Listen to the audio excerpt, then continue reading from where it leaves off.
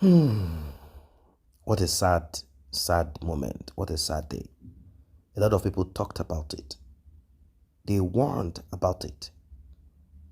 And it seems all of it turned into nothing. No response. They turned their deaf ears to it. If you go back to the Civil War and how many lives were lost, some have even argued that Ojukwu did not start any war. That it was the Nigerian government that started the war. The Ojukwu simply said, since our agreement could not be reached, since the terms and conditions of the agreement would not be held, since there are arguments about what our agreement entails and meant, well, let us go back to our base. Let my people return back. Although there were a little bit of skirmishes here and there, certain people who we will call present-day South-South, they did not want to be part of it. They say, we do not be part of the thing called Biafra. They believe that Igbos are not their own brothers. It is so complex. And then we saw Nwanzurike. The baton was handed over to him. Did Ojukwu regret? He said he led the war proudly, but from the look of things, having got into this war, he does not think that such should come up again. Nnamdi Kanu sprung out of Masob, headed by Nwanzurike.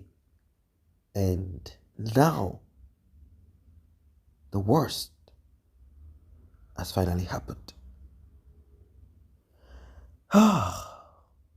Well, it is what it is. Ladies and gentlemen, let us prepare. And let us prepare ourselves. If you are from the Southeast, if you are Igbo, or you are a loyalist to Nnamdi Kanu, or maybe you have looked and seen the scenes of Nnamdi Kanu, and to you, this is not acceptable. Or maybe you have lost loved ones in the Southeast, and Nnamdi Kanu appears to you as a murderer. Well, it has finally happened. Like and share, tap on the subscribe button. Let us talk. Repeat to me how Nnamdi Kanu died. And after Nnamdi Kanu died, there is this medicine after death. We for release him. We for allow to exercise his right. And before then, he's gone. God said I should tell the president of the Federal Republic of Nigeria to please forgive Nnamdi Kanu and order the release of Nnamdi Kanu. God said it should not look like the one of MKO Abiola. That after election, they said it's not the one that won the election. After the man have died, IBB, Babangida is coming out to say that of the truth, he was the one that won. He's coming to confess now, but the man is no more. The one of Nnamdi Kanu should not be like that. That later they will come and confess the man not really doing anything. But the bottom line is God said he's going to visit the sin of Nigeria that has forgotten. If Nigeria failed to forget about the wrongdoing, if at all there is any, of Nnamdi Kanu. From the top to the least have sinned. The president have sinned. The senators have sinned. Nigeria have sinned. The military people have sinned. The little ones have sinned. The old have sinned. What we need is what? Forgiveness. The house that is divided can never what? Stand. Now look at this. Yesterday, someone is telling me now that they need to probe me. That what I'm saying is a secret between me and the politicians and the gang up against Nnamdi Kanu. It's not a prophecy. It's not a prophecy, and I said they will not release him, he will die there. That's what God said. You know why? The reason is this. It is not me and you. The Igbo politicians, they have sold him out. How do you expect a man that dashed away his own son to somebody for ransom to come out publicly and say, give him a picking back? It's a ceremonial request that cannot be granted. They knew very well that if the man remain alive, the man is going to retire them from their political race. So for this, they must end him. For Nnamdi Kanu to be released, there is only one thing God said we should do. Their evil that took place in the time of the dark, what they wrote and signed against Nnamdi Kanu and Igbo land, that they are transferring from one government to the other, and they erase the leaders, they erase that law together. That is when Nnamdi Kanu can come out. So let Imo, because they are agitating now. When the man was still under detention, they did not agitate. They did not come out to fight for the man. When the man was going court alone, nobody go with him. It is when they have sentenced the man that some are crying online. Yesterday, come and hear where people are calling me crying. What do we do? Medicine after death. I said it on my message. I said, let it not look like the one of who? Abiola. That we say this at the end. They say in one, but he's dead. And if case not taken, Ipob should hear me. The whole world should hear me. The one of Nnamdi Kanu will still be like that because they have signed it. And who are those that sign it? They are the leaders of people because of their selfish political ambition. The reason for this is the Igbos are not united. Their houses has a cracker. So the Igbo allow foreigners to encroach their boundary. And they allow the foreigners to help them to endorse signatory to their terms. This man must not come out. Yoruba man will not sign their brother to die. They know the reason why they kept Abiola there. Hausa man will not allow his brother to die. We are coming out as if we are coming out to do the right thing, but what we are doing is wrong. Because the person already has been condemned.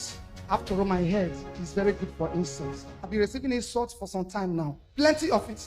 If he dies in detention, it will not be what we are saying. I'm not a blind prophet. I'm aware as a prophet that what happened 2015 is what they are trying to repeat for 2027. You want to destabilize Nigeria, bring machineries from outside, claim lives just to grab power. I'm not a sympathizer of this current government. I don't belong to any political party, but the truth must be said. Any politician that feels the innocent blood of Nigerians is what you want to use to do politics, your children will pay with their life. How did we come to this level? Is when there is no justice, no equity, no fairness, when there is imbalance in the three-tier of government, when there is no autonomy of the judiciary, where the judiciary and our judges can no longer pass judgment without interference and without manipulation and without political pressure or without financial inducement. That's where we are. So many people who feel they are supposed to see the judiciary as the last hope of man are beginning to lose faith in our judiciary system. Do I believe in Nigeria? I believe in Nigeria. Do I believe we have veracious judge, impartial judge? We have them. But it will take men with integrity to stand tall in the current condition of Nigeria today. I will not want to blame any judge, but I want to say this. When I look at the judgment that was passed on Nnamdi Kanu, okay, fine. If you want to pass your judgment, pass. But you see, what is equity and justice? It is when we balance things, when we do things. How? There was Sunday Boho from the Western region who was a strong agitator. If you grant him pardon, then we have the Boko Haram and all the repentant ISWAP that you say they have repented. You forgive them. These men have taken lives of innocent Nigeria. You forgive them. You now absorb them allegedly into the military. And then you now allow them. Then the one that have not killed, you only talk. You jail him. It is this imbalance in the scale of justice that is provoking Nigerians. If you want to do things well. We are not supporting any form of criminal activity. But we are saying, wait. If bandits can hold their gun and come to a meeting with the government after killing our policemen, our security men, adopting our daughters, and then you forgive them and you absorb them into the system, allegedly, then something is wrong with the system of Nigeria. Something is wrong. Something is wrong. See, I'm born from a military background. I don't fear anybody. If I don't talk, I will die. If I talk, I will sit there when my time comes. But I want to be remembered for speaking truth to the power. When this current regime came to power, I wrote an open letter to Mr. President. I said, posterity will judge you well if you release Nnamdi Kanu. Do what is needful. Do what is needful. Nnamdi Kanu should not be a tool to score political points. Oh, we leave it when he gets close, we release him. We don't need that. Release him, let him go. If he dies in detention, it will not be what we are saying. What a country. To come and buy me in Kuje. I said no. I was in detention. They came to me, offered me everything, and I said no. They gave me vice president of Nigeria, and I said no. Are you insane? Is it poor, wretched people I'm going to be asking for money? So because anything we want to do, we do. Somehow IPOB is full of cash. Did Ojukwu cause any war? Gowon is alive. Go and ask him. Did Ojukwu cause any war? Ojukwu went and negotiated restructuring with you in Aburi. You came back. Britain told you not to agree because Britain realized that all the component units of Britain knows that if you go back to regionalism, you have economic growth. The country will do very well. But Britain doesn't want it. That was why they even instigated the Nzogbu, so-called Nzogbu, saying they will bring Awolowo to become the head of state. They knew what was going to happen. They wanted to truncate the economic miracle of Dr. Michael Opara. What I'm telling you are fast. Go and investigate for yourself. In the East, you had the fastest growing economy in the whole world, over 40% every year. In the West, Awolowo was performing his own miracle as well. Even in the North, Ahmadu Bello and Tafawa Balewa were doing very well. You had all those massive industries in the North. You even had Alamajiris that were employed in the North, meaningfully employed, gainfully employed. They were all doing very well. Britain said, no, for us to control these people, we need to impoverish them. Let us introduce this war. There was a coup by Nzogbu. And after that, there was the massacre of, as usual, massacre of our people in the North. Ojukwu said, I have to secure my land and my people. They said, no, let's go to Aburi to discuss it. Ojukwu went to Aburi and agreed restructuring. That's something now you're asking for. To tell you how foolish Nigerians are. They're very foolish. That same nonsense you're asking for now was discussed many years ago.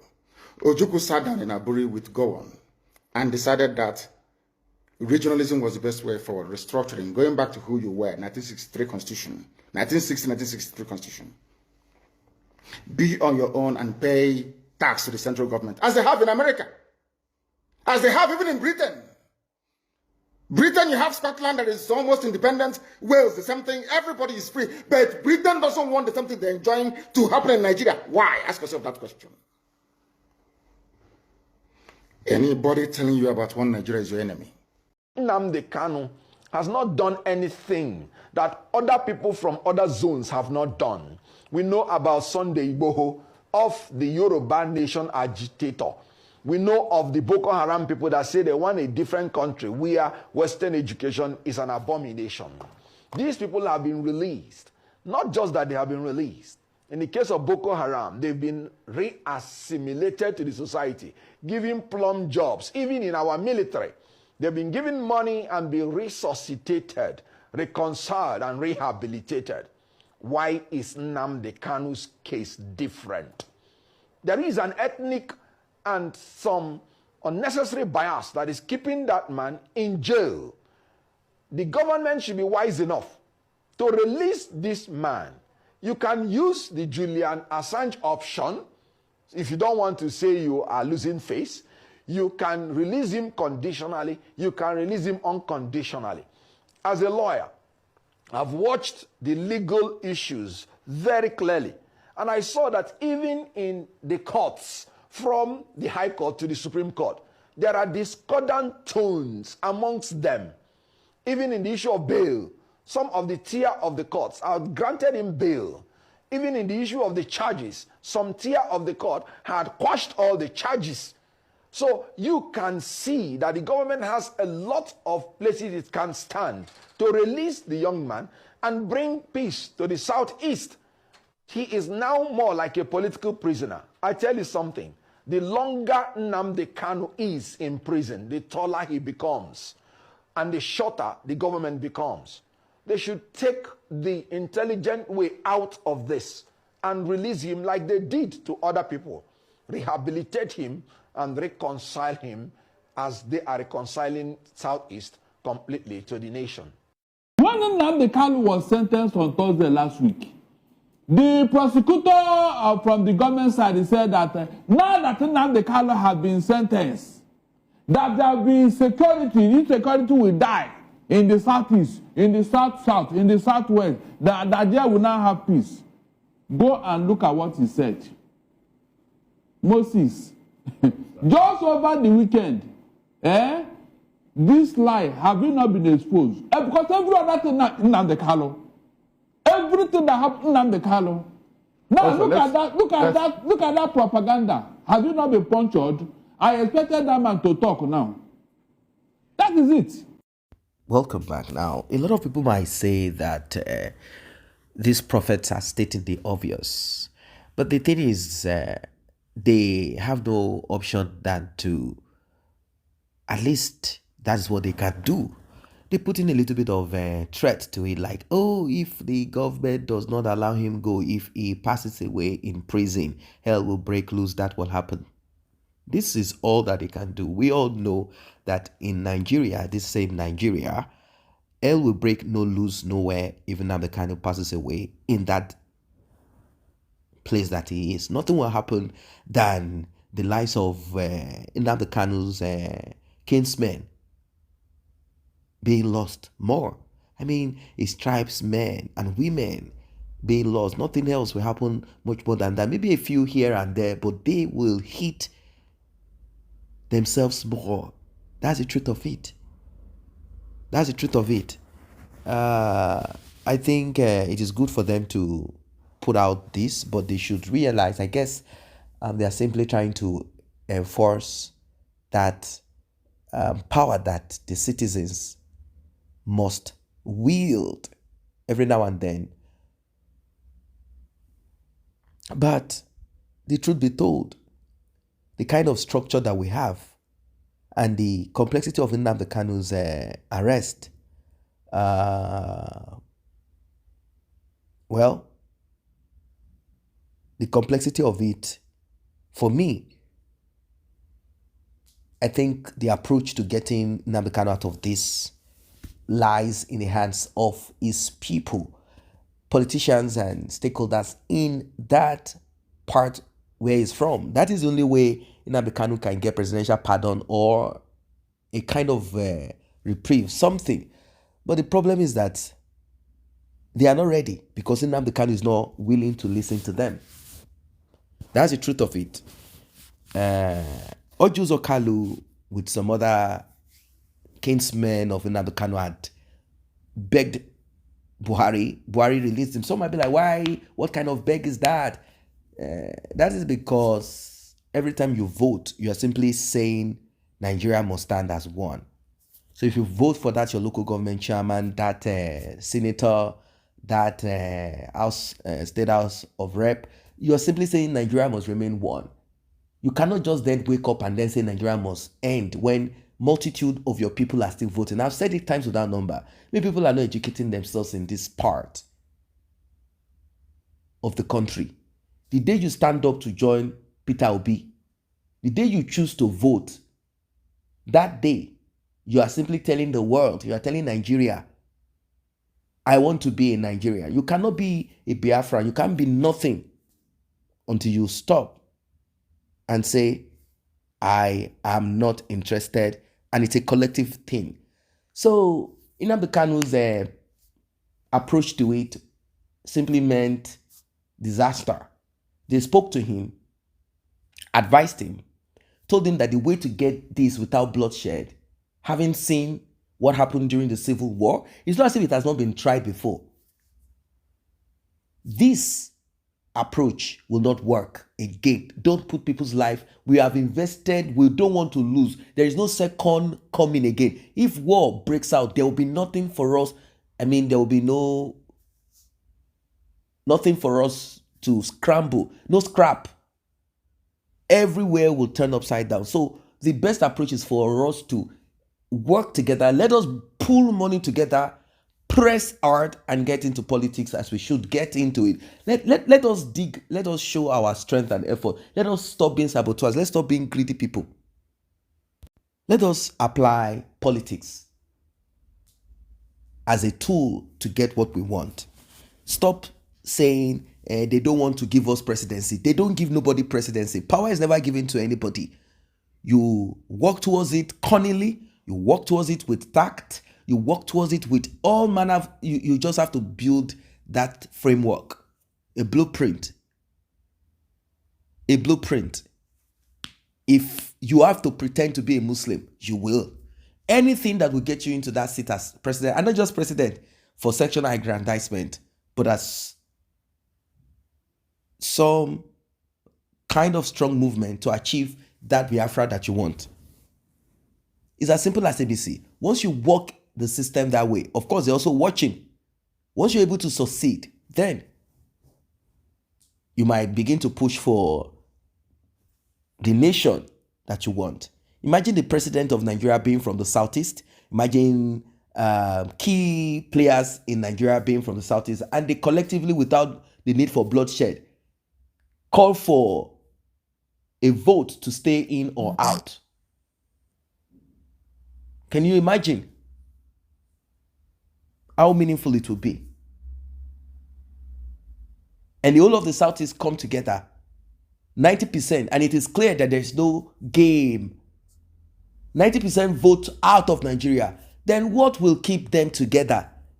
90% vote out to be out of Nigeria, and immediately it kickstarts.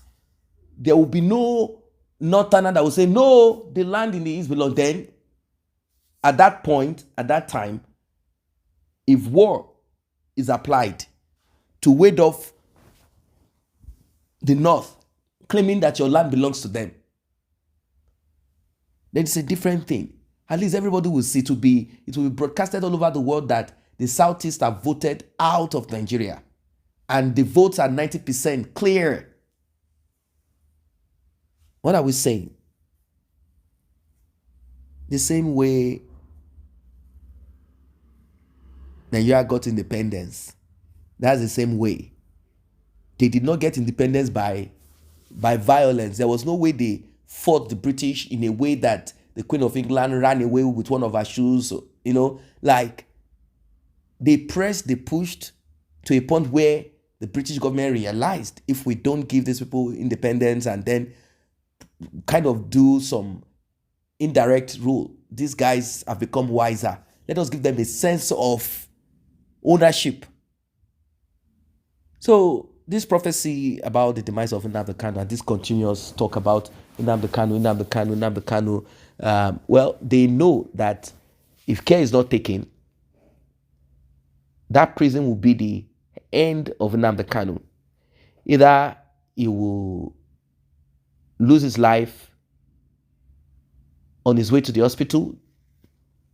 They might say Nnamdi Kanu fought a prisoner and the prisoner hit him hard and he passed away.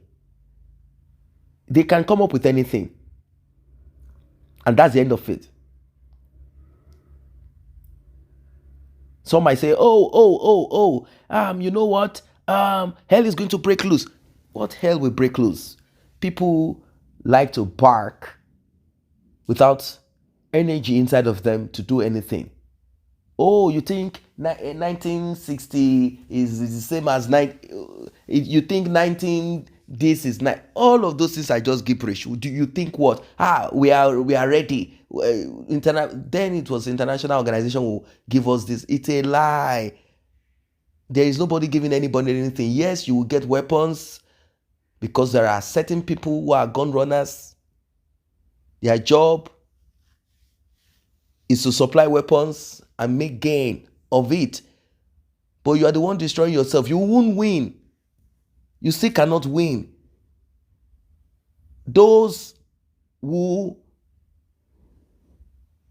are in charge, both Igbos and other tribes, they will simply jump on their private jets, helicopters, and your pastors, they will leave you in the name of God. Your imam, they will do the same, disappear, and you'll be left hanging. That's how it works. I don't know what your thoughts are, ladies and gentlemen. That's what I think. Drop your comments.